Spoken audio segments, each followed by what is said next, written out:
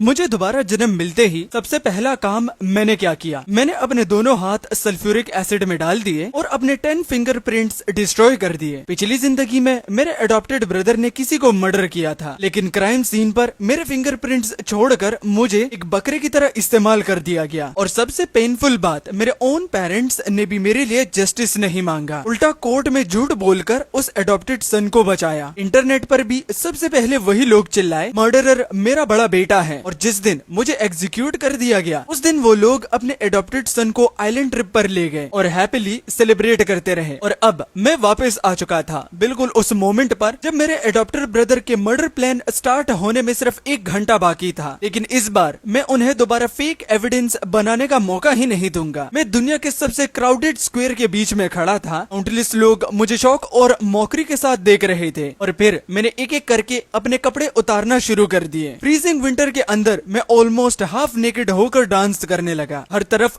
Cameras ही cameras थे। सिर्फ कुछ मिनट्स में मेरी वजह से लाइव स्ट्रीम पर 1 मिलियन से भी ज्यादा व्यूवर्स आ गए। मैं स्माइल करते हुए लाउडली बोला, फैमिली अटेंशन चाहिए। एंड्स के बाद सबको sulphuric acid hand wash performance भी करके दिखाऊंगा। ये सुनते ही लाइव चैट इंस्टेंटली एक्सप्लोड हो गई। ये बंदा पागल है क्या? व्यूज के लिए लोग क्या क्या करते हैं। लेकिन मुझे कोई फर्क नहीं पड़ता था। जैसे ही मेरा लास्ट डांस खत्म हुआ, सिक्योरिटी गार्ड्स फाइनली भागते हुए आए। रुको, कहीं मत जाओ, तुम्हें पुलिस स्टेशन ले जाना पड़ेगा। मैं बस स्माइल किया और उनमें से एक की फोटो खींच ली। मेरा नाम जियाओ युंगवान है और मेरे फादर JAW ग्रुप के चेयरमैन हैं। मेरी मदर फेमस बैलेट एक्ट्रेस है और मेरा यंगर ब्रदर क्योटो यूनिवर्सिटी का टॉप स्टूडेंट। प्लीज को कॉल करना है तो करो, उसे कॉन्टेक्ट भी कर लेना। ये कहते हुए मैंने अपने पास रखी हुई सल्फ्यूरिक एसिड की बोतल उठाई। सिक्योरिटी गार्ड का फेस इंस्टेंटली पेल हो गया। तुम क्या कर रहे हो? ये क्रिमिनल ऑफेंस है। लेकिन मैंने उसकी एक नहीं सुनी, डायरेक्ट सल्फ्यूरिक एसिड जमीन पर गिरा दिया और दोनों हाथ उसमें दबा दिए। एक टिस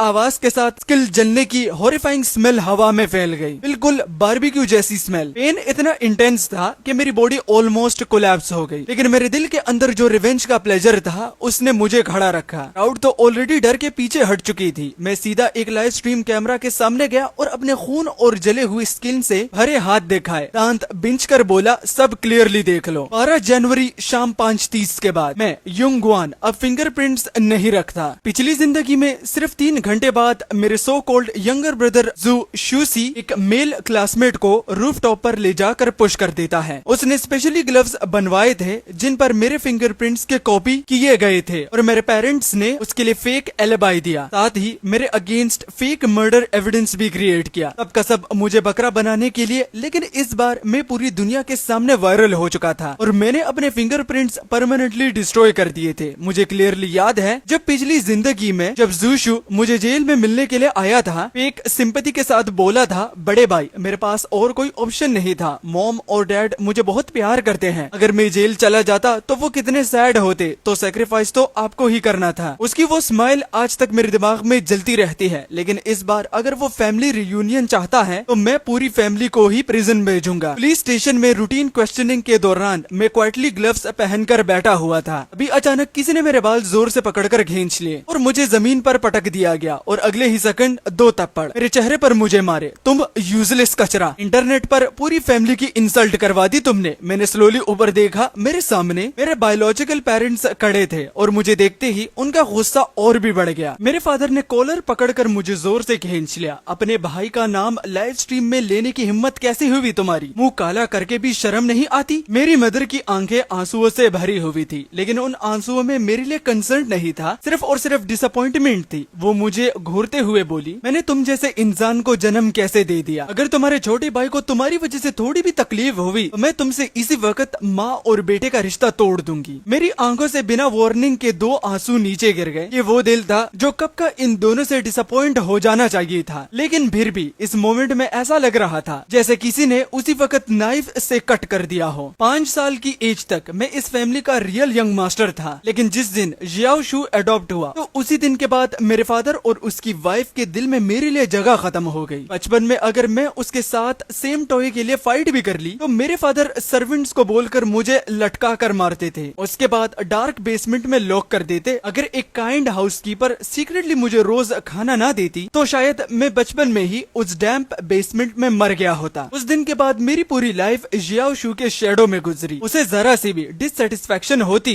तो मुझे पनिशमेंट मिलती। कभी फैमिली रूल्स के नाम पर कॉन्फाइनमेंट, कभी भूखा रखना और कभी इतनी पिटाई के उठना मुश्किल हो जाता। फाइनली कॉलेज एंट्रेंस एग्जाम आए, मैं कियोटो यूनिवर्सिटी में टॉप स्कोर के साथ एडमिट हो गया, जबकि जियाओशू सिर्फ एवरेज अंडर ग्रेजुएटेड कॉलेज तक ही पहुंच पाया। मैंने सोचा था अब फाइनली मैं इस फैमिली से फ्री हो जाऊंगा, लेकिन मेरे फादर ने कनेक्शन यूज करके हमारे स्कोर्स ही मैनिपुलेट करवा दिए। पूरी सिटी में जियाओशू के सक्सेस बैंक्वेट सेलिब्रेट हुए और मेरी लिविंग एक्सपेंसेस तक बंद कर दी गई। मुझे day night part time jobs करनी पड़ी सिर्फ सरवाइव करने के लिए। तभी एक शार्प रिंगटोन ने मुझे मेमोरीज से बाहर खींच लिया। मेरी मदर का फोन बज रहा था। कॉलर आईडी पर नाम था जियाओशू। बस नाम देखते ही उसके फेस पर इंस्टेंटली सॉफ्ट स्माइल आ गई। मेरे अच्छे बेटे को क्या हुआ? फोन के दूसरी साइड से क्या बोला गया मुझे नहीं पता, लेकिन सडनली उसका एक्सप्रेशन अगली हो गया और उसकी कोल्ड गेस सीधा मुझ पर आ टिकी। उसने फोन फादर को दे दिया, उसे खुद समझाओ। फादर ने फोर्सफुली स्माइल निकाली। जियाओशू, अभी जो हुआ वो सब मॉम डैड की गलती थी। तुम्हारी मदर तुम्हें मनाने के लिए स्पेशली सी व्यू होटल बुक किया है। तुम तो हमेशा कहते थे ना कि बहुत टाइम से फैमिली के साथ डिनर नहीं किया। मेरी चेस्ट सडनली टाइट हो गई। क्या फाइनली वो फैमिली अफेक्शन आ रहा था जिसके लिए मैं पिछली जिंदगी भर तड़पता रहा? विदाउट हेसिटेशन मैं उनकी कार में बैठ गया। कार डायरेक्टली सी व्यू होटल की तरफ चल पड़ी, लेकिन कुछ देर बाद कार रुक गई और जिस जगह वो रुकी उसे देखकर मेरी बॉडी इंस्टेंटली कोल्ड हो गई। वही बिल्डिंग, वही रूफटॉप बिल्डिंग जहाँ थोड़ी देर बाद वो लड़का पुश किया जाने वाला था। मदर सॉफ्टली बोली, देखो जियाओशू ने स्पेशली तुम्हारे लिए गिफ्ट प्रिपेयर किया है। मुझे इंस्टेंटली समझ आ गया ये लोग मुझे डायरेक्टली क्राइम सीन पर ला रहे थे। इस बार मैं क्वाइटली ट्रैप में नहीं गिरने वाला था। मैं स्लोली मदर की तरफ मुड़ा और सीधा उसके डेलिकेट फेस पर खून थूक दिया। मैं वेट नहीं करूंगा, मुझे अभी भी डांस कंटिन्यू करना है। मदर शॉक में स्क्रीम करते हुए खड़ी होगी। वो मुझे गाली देने ही वाली थी, लेकिन फिर अचानक जैसे उसे कुछ याद आ गया। उसने खुद को फोर्सफुली काम किया। क्योंगवान, बच्चों की तरह जिद मत करो। मॉम और डैड तुमसे ऑलरेडी माफी मांग चुके हैं। ये कहकर उसने फादर की स्लीव खींचकर सिग्नल दिया कि वो भी कुछ बोले, लेकिन मैंने फिर एक और माउथफुल ब्लड उसके फेस पर थूक दिया और स्माइल करते हुए सिर्फ एक वर्ड बोला, नहीं। अगले सेकंड फादर ने पूरी फोर्स से मुझे किक मारा। मेरा बॉडी 1 मीटर दूर जाकर मार्बल पिलर से टकराया। ऐसा लग रहा था मेरी स्पाइन टूट गई हो। शेमलेस कचरा। फादर गुस्से में चीख रहे थे, इसे गाड़ी में बैठाओ। उन्होंने अपने फेस से ब्लड वाइप किया और तुरंत 2 ब्लैक क्लोथेड बॉडीगार्ड बुला लिए। पुलिस ऑफिसर्स मुझे बचाने की कोशिश करना चाहते थे, लेकिन फादर ने सिर्फ एक कोल्ड ग्लेयर दिया और वो सब चुप हो गए। तुम्हें लगता है हमसे बड़ा कोई है? फादर की कोल्ड वॉइस मेरे कानों में गूंजी। 2 बॉडीगार्ड्स ने मेरे आर्म्स पकड़ के मुझे वॉयलेंटली ट्विस्ट किया और मेरे बाल पकड़कर मुझे कार की तरफ घसीटने लगे। मैं इंस्टेंटली समझ गया वो मुझे ट्रंक में डालने वाले थे। फादर ने डिस्कस्टेड टोन में कहा, ये घटिया चीज बैक सीट में बैठने लायक नहीं। अगला सेकंड मेरे दिमाग में फियर की पुरानी मेमोरीज फ्लड की तरह टूट पड़ी। 3 साल पहले फादर और मदर जियाओशू को सेल्फ ड्राइविंग ट्रिप पर ले गए थे। मैं उनके पीछे पीछे घूमता रहा, तब जाकर उन्होंने मुझे अलाउ किया, लेकिन एक कंडीशन पर। मैं पूरी ट्रिप में ट्रंक के अंदर ही रहूंगा। और फिर वो लोग लिटरली मुझे भूल गए। 3 दिन तक,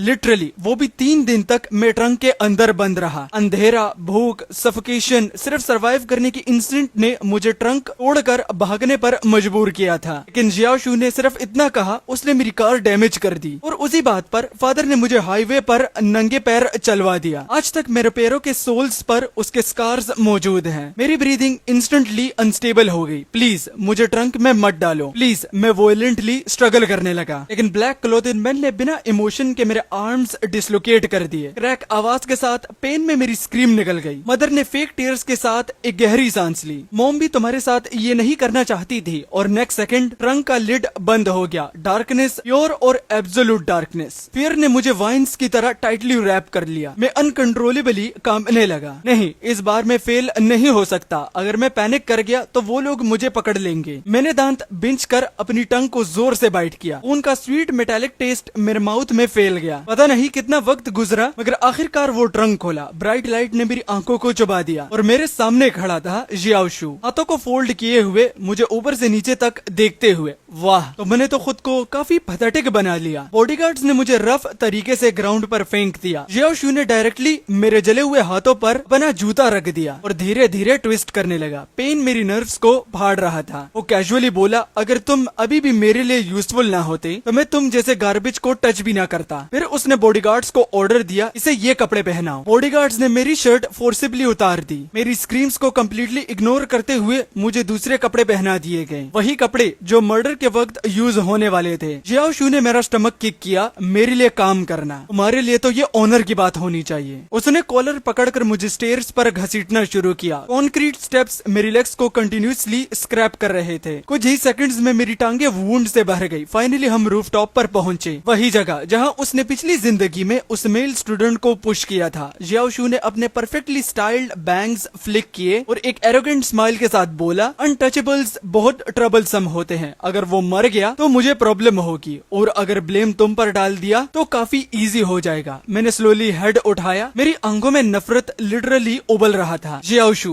तुम इस सब का रिग्रेट करोगे। उसने बस इंडिफरेंट लुक दिया। अगला सेकंड उसने मेरे बाल पकड़कर मेरा हेड स्लेट फ्लोर पर दे मारा। बैंग आवाज के साथ मेरी विजन ब्लर हो गई। फिर उसने कामली पुलिस को कॉल लगाया और जैसे ही कॉल कनेक्ट हुई उसकी वॉइस इंस्टेंटली क्राइंग टोन में चेंज हो गई। पुलिस प्लीज हेल्प, मेरे ब्रदर ने किसी को मार दिया। जब सीन पुलिस स्टेशन पर आया मेरे हाथ जले और ब्लडी थे, कपड़े मेसी थे। मैं बेंच पर बैठा हुआ था, बिल्कुल ब्रोकन स्टेट में। कुछ ही मिनट्स पहले पुलिस मुझे रूफटॉप से लेकर आई थी। तभी एक मिडिल एज मैन मेरे ऊपर टूट पड़ा। तुमने मेरे बेटे को क्यों मारा? उसने तुम्हारा क्या बिगाड़ा था? तुम इतने विशेष कैसे हो सकते हो? वो विक्टिम का फादर था। उसकी आंखें खून से भरी हुई थी। उसके आसपास के लोग भी इंस्टेंटली इमोशनल हो गए। कई लोग मुझे मारने के लिए आगे बढ़ने लगे। इस खून का बदला खून से चुकाना होगा। और इस सब के बीच जियाओ शू और मेरे पेरेंट्स साइड में खड़े कोल्डली सब देख रहे थे, बिल्कुल वैसे ही जैसे पिछली जिंदगी में देखा था। मदर फेक टेयर्स के साथ बोली, मेरा बड़ा बेटा बचपन से ही वॉयलेंट था, वो किसी की बात नहीं सुनता। देखिए, उसने अपने छोटे भाई के हाथों पर भी ब्रूजेस बना दिए। उसने जियाओ शू की स्लीव ऊपर की, उसकी फेयर स्किन पर कौन साइज ब्रूजेस बना हुआ था। मेरी आंखों में मैडनेस भर गया। उसकी बॉडी पर तो सिर्फ इतना सा ब्रूज था और मेरे पूरे बदन पर काउंटलेस स्कार्स थे। मैं घुर्राते हुए चिल्लाया, झूठ बोल रहे हो तुम सब लोग। लड़के को जियाओ शू ने पुश किया था। मुझे सिर्फ यहाँ पर चारे की तरह इस्तेमाल किया जा रहा है। लेकिन जियाओ शू इंस्टेंटली रॉन्ग एक्सप्रेशन बनाकर बोला, भाई आप मेरे बारे में ऐसा कैसे कह सकते हो? मॉम और डैड ने खुद आपको मर्डर करते हुए देखा है, ये फैक्ट है। उस मोमेंट मुझे समझ आ गया, अब कोई मेरी बात नहीं सुनेगा। सबकी नजरों में मैं ऑलरेडी मर्डरर बन चुका था। अभी भीड़ में से किसी वुमेन ने मुझे पहचान लिया। अरे ये तो वही हाफ नेकेड लाइव स्ट्रीम वाला पागल बंदा है। उसने इंस्टेंटली फोन निकाला और कैमरा सीधा मेरी तरफ कर दिया। लाइव स्ट्रीम रूम का viewer count instantly 1 million cross कर गया और नेक्स्ट सेकंड पूरा बराज मेरे अगेंस्ट भर गया। अब लोग हॉट सर्च चेक करो। जोई ग्रुप ने ऑफिशियली स्टेटमेंट रिलीज कर दिया। उन्होंने अनाउंसमेंट किया है कि जियाओ युंगवान का फैमिली से कोई रिलेशन नहीं। ओ माय गॉड, जो पहले लोग जियाओ युंगवान से बुली हुए थे वो भी एक्सपोज करने आ रहे हैं। उसके खुद के पेरेंट्स ने एडमिट किया है कि उसने तीजिया को रूफटॉप से पुश किया। कहते हैं उन्होंने अपनी आंखों से देखा। Case closed. ऐसे मर्डरर को मार देना चाहिए। इंटरनेट कंप्लीटली एक्सप्लोड हो गया। काउंटलेस सिटीजन ने मेरा पूरा पास्ट निकाल कर ऑनलाइन फेंक दिया। हर जगह सिर्फ हेट ही हेट थी। कुछ लोग स्पेशली पुलिस स्टेशन तक आए सिर्फ मुझ पर रॉटन एग्स फेंकने के लिए। बिल्कुल पिछली जिंदगी की तरह सब कुछ रिपीट हो रहा था। मेरी चेस्ट टाइट हो गई। क्या मैं फिर भी अपनी डेस्टिनी नहीं बदल पाऊंगा? सोचकर मैंने कहा, नहीं, इस बार नहीं। मैं फिर से रिग्रेट में नहीं मरने वाला था। मैंने अपनी इंजर्ड हथेली को जोर से दबा दिया। दर्द ने मेरी सैनिटी को स्टेबल रखा हुआ था। ये मेरा लास्ट ट्रम्प कार्ड था। मैं सडनली हेड उठाकर बोला, मुझे इंटरोगेशन रूम में ले चलो। ब्राइट व्हाइट लाइट सीधा मेरे फेस पर पड़ रही थी। 2 पुलिस ऑफिसर्स मेरे सामने बैठे थे। एक ऑफिसर कोल्डली बोला, तो क्या तुम फाइनली क्राइम कॉन्फेस करोगे? मैं सीधा उसकी आंखों में देखकर बोला, मैं मर्डरर नहीं हूँ। दूसरा ऑफिसर जी हैंग मुझे ऑब्जर्व कर रहा था। अभी तक जितने भी एविडेंस मिले हैं सब तुम्हारी तरफ पॉइंट कर रहे हैं। अगर तुम ऑनेस्टली कॉन्फेस कर दो तो सेंटेंस रिडक्शन का चांस मिल सकता है। फिर उसने एक फाइल उठाई, क्रिटिकल एविडेंस। विक्टिम के पास तुम्हारे फिंगरप्रिंट्स मिले हैं। अभी भी कहते हो कि तुम मर्डरर नहीं हो? मैंने इंस्टेंटली उसकी बात कट कर दी। फिंगरप्रिंट एविडेंस मतलब विक्टिम के पीछे जो फिंगरप्रिंट्स मिले। रूम सडनली साइलेंट हो गया। यंग ऑफिसर तुरंत खड़ा हो गया। तुम्हें ये इंटरनल एविडेंस कैसे पता? लेकिन मैंने उसकी बात इग्नोर कर दी। मैं स्लोली अपने ग्लव्स उतारने लगा और नेक्स्ट सेकंड मैंने अपने दोनों हाथ डिस्ट्रॉय हैंड्स टेबल पर रख दिए। ऑफिसर जी हैं, मेरे फिंगरप्रिंट्स तो 3 घंटे पहले ही खत्म हो चुके थे। फिर मैं मर्डरर कैसे हो सकता हूँ? रूम का एटमॉस्फेयर इंस्टेंटली फ्रीज हो गया। वाइट इंटेरोगेशन लाइट मेरी ब्लडी हैंड्स पर पड़ रही थी। सीन इतना हॉरिफाइंग था कि यंग ऑफिसर सबकॉन्शियसली पीछे हट गया। इवन एक्सपीरियंस ऑफिसर जी हैंग की प्यूपल्स भी श्रिंक हो गई। उसका एक्सप्रेशन इंस्टेंटली सीरियस हो गया।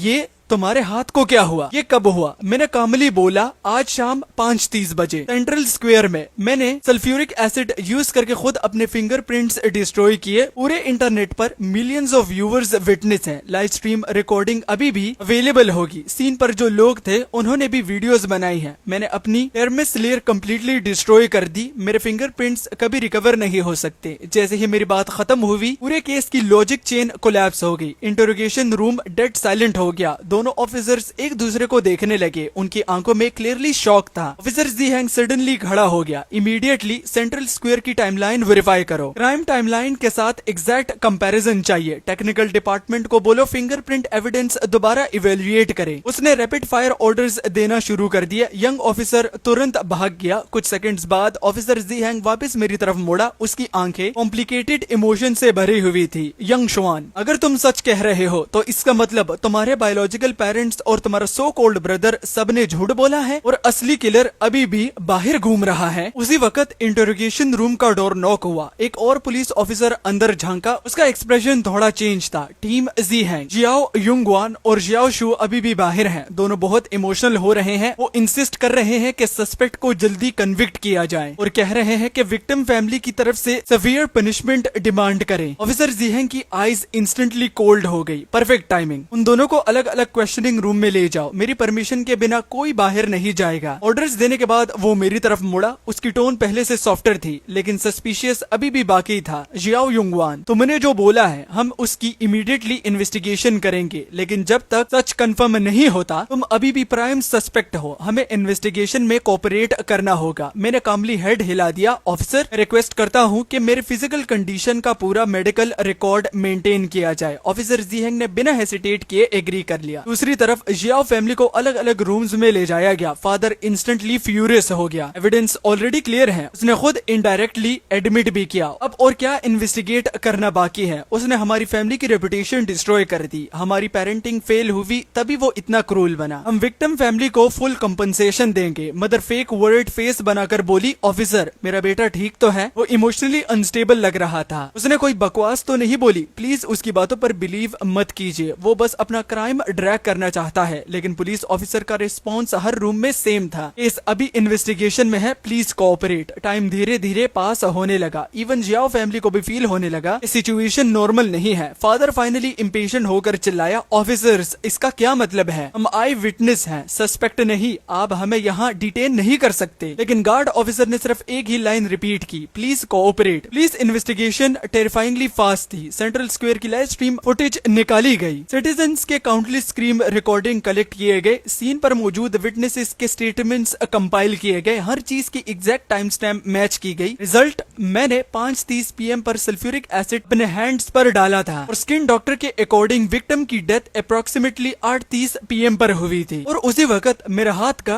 प्रिलिमिनरी फॉरेंसिक एग्जामिनेशन भी कंप्लीट हुआ। रिपोर्ट क्लियर थी, fresh severe chemical burn, skin tissue completely damage. ऐसी कंडीशन में वैलिड फिंगरप्रिंट्स लीव करना इम्पॉसिबल था। लेकिन इन्वेस्टिगेशन वही खत्म नहीं हुई। टेक्निकल डिपार्टमेंट ने क्राइम सीन पर माइल फिंगरप्रिंट्स का सेकेंडरी डीप एनालिसिस किया और रिजल्ट देखते ही पूरा डिपार्टमेंट साइलेंट हो गया। फिंगरप्रिंट्स अननेचुरली बहुत ज्यादा क्लियर था, बिल्कुल unnatural. Normal human skin pressure और टेक्सचर रिस्टोरेशन मिसिंग थे। इंस्टेड एविडेंस स्ट्रांगली इंडिकेट कर रहे थे कि फिंगरप्रिंट्स किसी मोल्ड या आर्टिफिशियल ट्रांसफर फिल्म से बनाए गए थे। सारे क्लूज धीरे धीरे एक हॉरिफाइंग ट्रूथ की तरफ पॉइंट करने लगे। ऑफिसर जी हैंग प्रिलिमिनरी रिपोर्ट पकड़े हुए खामोश खड़ा था। उसका फेस डार्क हो गया। उसने करियर में काउंटलेस क्राइम्स देखे थे, लेकिन अपने बायोलॉजिकल सन को फ्रेम करने के लिए फैमिली अफेक्शन का इतना विशियस यूज, ये केस उसे भी चिल्स दे रहा था। उसने इंस्टेंटली ऑर्डर दिया, जियाओ शू को इमीडिएटली इंटरोगेशन रूम में ले जाओ। सर्च वारंट अप्लाई करो। जियाओ फैमिली हाउस और जियाओ शू के पर्सनल बिलोंगिंग्स थ्रूली सर्च होंगे। हमें फिंगरप्रिंट्स, मोल्ड्स या ट्रांसफर टूल्स ढूंढने हैं। कुछ देर बाद इंटरोगेशन रूम का डोर दोबारा खोला। इस बार अंदर लाया गया जियाओ शू को। अभी तक एरोगेंट और कॉन्फिडेंट रहने वाला जियाओ शू पहली बार नर्वस लग रहा था। पुलिस ने उसके सामने डायरेक्ट एविडेंस फेंक दिया। आर्टिफिशियल फिंगरप्रिंट्स, टाइमलाइन मिसमैच और फॉरेंसिक रिपोर्ट्स, हर चीज उसके फेक सेटअप को डेयर अपार्ट कर रही थी। उसकी साइकोलॉजिकल डिफेंस धीरे धीरे क्रैक होने लगी। उसने कभी इमेजिन भी नहीं किया था कि उसका परफेक्ट फ्रेम अप प्लान इतना जल्दी एक्सपोज हो जाएगा। जियाओ शू ने कभी इमेजिन भी नहीं किया था कि मैं इतना एक्सट्रीम स्टेप ले लूंगा। करूंगा, अपने ही फिंगरप्रिंट्स डिस्ट्रॉय कर दूंगा और उसका पूरा फ्लॉलेस प्लान वेस्ट हो जाएगा। वो कुर्सी पर बैठा पैनिक में बोला, मुझे समझ नहीं आ रहा आप क्या कह रहे हैं। फिंगरप्रिंट्स तो जियाओ युंगवान के ही थे।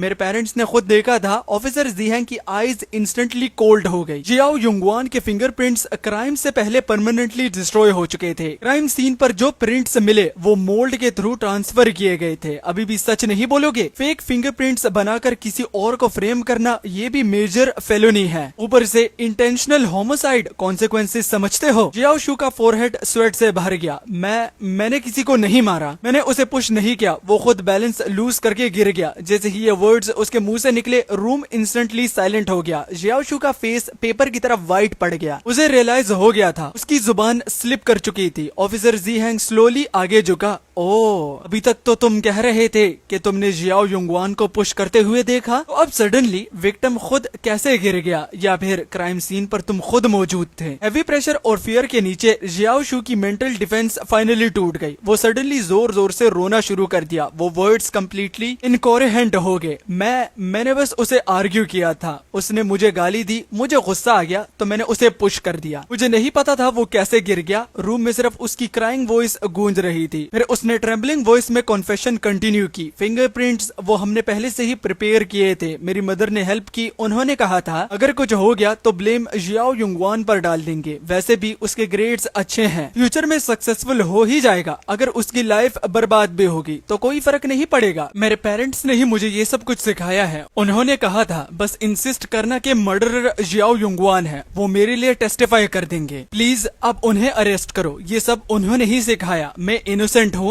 उसकी हिस्टेरिकल स्क्रीम्स इंटरोगेशन रूम में एको कर रही थी। डोर के बाहर खड़े पुलिस ऑफिसर्स के एक्सप्रेशंस अगली हो गए। डिस्गस्ट, एंगर और नोशिया सब एक साथ फील हो रहा था। इसी बीच सर्च टीम भी जियाओ फैमिली हाउस से वापस आ गई और जो एविडेंस मिला उन्होंने पूरा केस कंप्लीटली क्लियर कर दिया। फिंगरप्रिंट्स मॉडल बनाने के टूल्स रिकवर हुए, आर्टिफिशियल ट्रांसफर फिल्म्स और सबसे हॉरिफाइंग चीज मदर और फादर की चैट हिस्ट्री। उसमें क्लियरली डिस्कशन था कैसे मुझे फ्रेम किया जाएगा, कैसे पब्लिक ओपिनियन मैनिपुलेट किए जाएंगे, कैसे कंपनी ऑफिशियली मुझसे रिलेशन ब्रेक करेगी, कैसे मीडिया ड्राफ्ट पहले से प्रिपेयर होंगे। हर चीज प्री प्लान्ड थी। जब ये एविडेंस सेपरेटली फादर और मदर के सामने रखा गया तो उन दोनों का रिएक्शन ऑलमोस्ट सेम था। पहले डायरेक्ट डिनायल, फिर एक दूसरे पर ब्लेम शिफ्ट करना और फाइनली पुलिस का साइकोलॉजिकल प्रेशर और इनफ्यूरेबल एविडेंस के सामने दोनों कोलैप्स कर गए। मदर ग्राउंड पर गिरकर रोती हुई बोली, मुझे कुछ नहीं पता था, बस मैं अपने बेटे से बहुत प्यार करती थी, मैं उसके लिए ब्लाइंड हो गई। जियाओ शू बचपन से ही ऑर्फन था, वो बहुत पिटीफुल था। जियाओ युंगवान के पास तो सब कुछ था, तो अगर उसके भाई के लिए थोड़ा सेक्रीफाइस कर देता तो क्या हो जाता। फादर भी डेस्परेट टोन में जस्टिफाई करने लगा, हम जियाओ शू की लाइफ रूइन होते हुए नहीं देख सकते थे। हमने कभी नहीं सोचा था सिचुएशन इतनी बिगड़ जाएगी। लेकिन उसकी हर जस्टिफिकेशन, हर सेल्फिश एक्सक्यूज कैमरा में डायरेक्टली रिकॉर्ड हो चुकी थी और इंटरनेट पर स्टॉर्म ऑलरेडी शुरू हो चुका था। पहला पूरा इंटरनेट मुझे गाली दे रहा था, लेकिन धीरे धीरे सेंट्रल स्क्वायर की लाइव ऑडियंस के वीडियोस और न्यू एविडेंस ऑनलाइन लीक होने लगे। सल्फ्यूरिक एसिड से हाथ जलने वाली मेरी वो फुल वीडियो एग्जैक्ट टाइमिंग के साथ इंटरनेट पर वायरल होने लगी। हर तरफ लोग उसे रिट्वीट कर रहे थे और धीरे धीरे सिटीजन्स को कुछ अजीब लगने लगा। टाइमिंग मैच नहीं कर रही। उसने फिंगरप्रिंट्स पहले डिस्ट्रॉय किए थे। एक मिनट, क्या इसका मतलब क्या ये पूरा सेटअप था?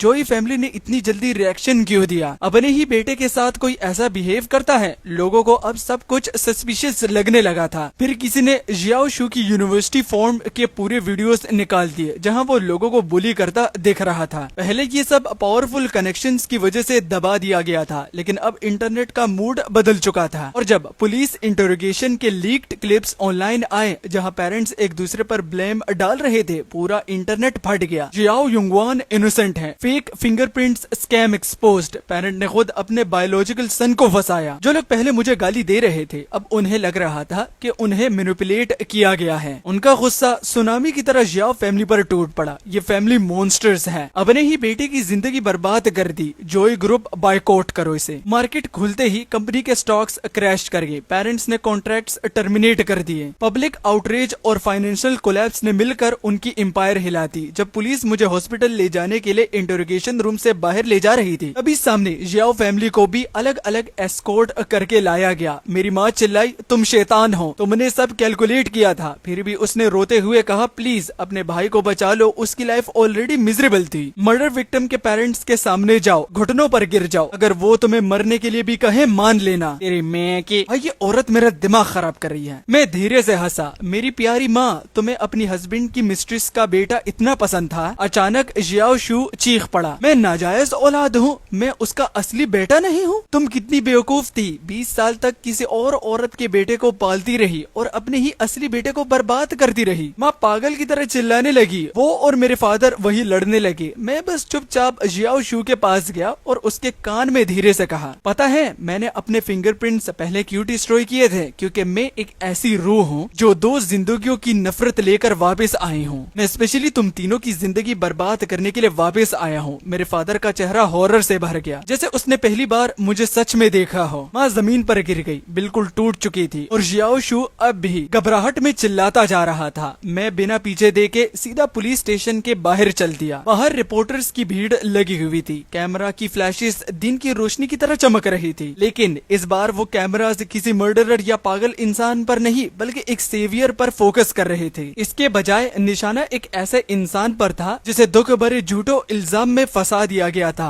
अपने ऊपर हुए जुल्म का बदला मैंने पूरी तरह से लिया। सुबह की धूप बादलों को चीरते हुए मेरे भीगे लेकिन शांत चेहरे पर पड़ी। मेरी बदले की कहानी अभी बस शुरू हुई थी। कानून उनके गुनाहों का फैसला करेगा और पब्लिक की नजरों और किस्मत का इंसाफ भी कभी उनका पीछा नहीं छोड़ेगा। जानबूझकर चोट पहुंचाने के जुर्म में उन्हें सख्त सजा मिली। मेरे पेरेंट्स ने झूठी गवाही दी, नकली सबूत मिटाने में मदद की, झूठे इल्जाम लगाए और साजिशें रचाई। इन सब क्राइम्स की वजह से उन्हें भी जेल में भेज दिया गया। Extra criminal fraud, market manipulation और कई और केसेस भी लगी। ग्रुप तो पूरी तरह से बैंक करप्ट हो गया था और सब लोग इस्तीहा दे देकर वो बंद हो चुका था। हाँ, मेरा तरीका एक्सट्रीम था, लेकिन उसके पीछे वजह थी और मैंने किसी आम पब्लिक को नुकसान नहीं पहुंचाया। इसीलिए पब्लिक सिंपैथी की वजह से मुझे कंपैरेटिवली हल्की सजा मिली। ये जोई फैमिली की 3 मेंबर्स के क्राइम्स के सामने कुछ भी नहीं थी। मैंने अपने हाथों और पागलपन भरे डांस से उनकी सालों से बुनी हुई साजिश को टुकड़े टुकड़े कर दिया और अपनी नई जिंदगी शुरू की। पिछले जन्म में वो लोग शान और खुशी में जीते थे, इस जन्म में वो जेल में बैठे हैं। शायद इसे ही कार्मा का पहल कहते हैं। अगली बार मैं अपनी जिंदगी रोशनी के साथ जीऊंगा, कभी भी नफरत के अंधेरे में नहीं डूबूंगा। और ये थी मेरी कहानी। तो ये स्टोरी यहाँ पर खत्म होती है। वीडियो पसंद आई तो वीडियो को लाइक कर देना, ज्यादा से ज्यादा लाइक करना। आज एम रखते हैं 6000। भाई करवा दो प्लीज यार। कमेंट 500 या 1000 इतना तो कर ही सकते हो भाई, हार्ट ही बेच दो। और सेकंड चैनल, उस पर 1000 सब्सक्राइबर्स अभी तक नहीं हुए, link in the comment section, जाकर उसे भी सब्सक्राइब कर दो। आज हर एक बंदा जो कि लाइक और सब्सक्राइब ठोकेगा उसकी किस्मत 1 महीने के लिए बदल जाएगी और उसको 1 लाख रुपए इनाम में मिलेंगे। चलो अब फटाफट ठोको।